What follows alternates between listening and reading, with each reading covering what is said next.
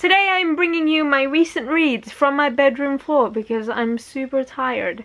I've been in quite a spooky, horror, Halloweeny mood since the beginning of September. I just can't wait until it's Halloween. I also did a thing where I catalogued all of the Goosebumps books that I had, which is all in this cupboard down here, and all of the Fear Street books that I have and all the point horror books that I have, and I made them all into a whole list because I want to try and be active about collecting them. It's gonna take a lot of time because there are a lot of books and I want to like find them used so I can just buy them for like $1 or something. So that's a project that I'm hoping to, you know, do for probably the rest of my life. But anyway, the first book that I picked up was something that I thought that I read when I was younger, but I didn't, and that is The Werewolf of Fever Swamp, which is by R.L. Stine. It's one of the Goosebumps books. It's one of the original ones. I'm not sure what number it is in the whole series, but I really enjoyed this one because I love werewolves. I love anything about werewolves. This is about a family who moves into this new town where there's a swamp and there's a lot of urban legends that surround the swamp by the town people, and yeah, there's a werewolf somewhere in it. Anyway, I gave this book a 3 out of 5 stars. Next, I moved on to Monster Blood, another Goosebumps book by R.L. Stine, and I didn't pick this up when I was younger because I didn't think that I would like it. I ended up really enjoying it. It's a lot of fun. It's one of those books I think would be a really good, fun, action-packed like kids movie. The book follows this young boy whose parents are busy moving all their stuff to another state, and so in the meantime he's staying with his great aunt who he doesn't really know much about, and he makes friends with some of the neighborhood kids, and him and this one girl go into like an antique store and they pick up this thing that's labeled Monster Blood, and the story kind of goes on from there. I gave the book a 3 out of 5 stars. Next, I moved on to a book which I think might be a must-read for everyone who loves Halloween, and that book is Trick or Treat by Richie Tankersley Cusick. I'm not sure if I'm pronouncing that. This is a part of the Point Horror collection. I think this is like number 2 or something. But I really like her writing style. I've never read anything by this author before.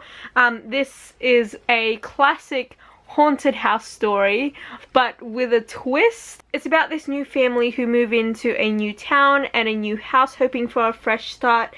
And weird things start happening to the girl in one of the main characters in this book, and as you know, all horror movies go, the parents are nowhere to be seen, so the kids have to fend for themselves, and it's just a lot of fun. I really actually ended up really liking the brother character in this book, and the other great thing about this book is it really gave me 90s horror vibes from it, so definitely recommend this one if you're in the mood for like some Halloween reads. Moving on, I picked up another Goosebump book, and I read the very first Goosebump book that ever came out. I thought I read it when I was younger, but apparently I didn't.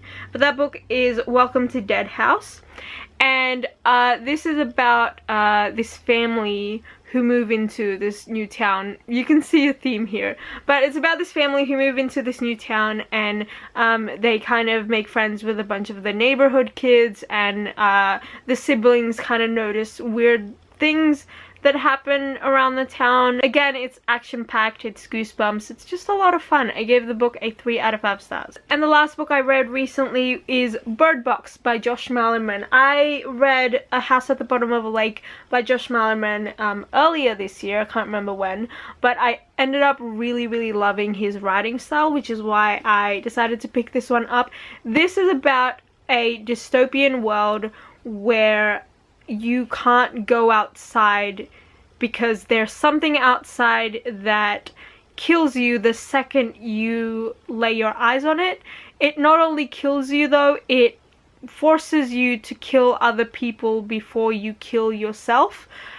We don't know what it is, and so people, when they want to venture out into the world and like, you know, get food and like try and survive and stuff, they have to go outside blindfolded. And it follows this woman who is in this house with these two kids, and she's trying to get to where there are a lot more people that can like help her and stuff. So she goes across this river in a canoe blindfolded with the kids. And the way the story is told is it's kind of a present day narration, but it also flashes back to a couple of years before humanity has like died off basically, and when it first started and all the weird things that she experienced before everything turned to chaos. What I really ended up loving about Josh Malerman's writing in this book is he's really good at metaphors, and he's really good at painting a picture in your head without saying what it is exactly, if that makes sense. And because the whole plot restricts you from seeing things, he's very creative in the way he describes the world using our other four senses. So I really enjoyed that bit of it. I gave this book a 4 out of 5 stars on Goodreads. So yeah, those are the 5 books that I've read recently. Let me know down below if you've read any of these books and what you thought of them, or if you want to pick them up. I highly recommend Trick or Treat for this Halloween if you're looking for some Halloween reads to read in October. But I hope you're having a great day, and you will see me in another video soon.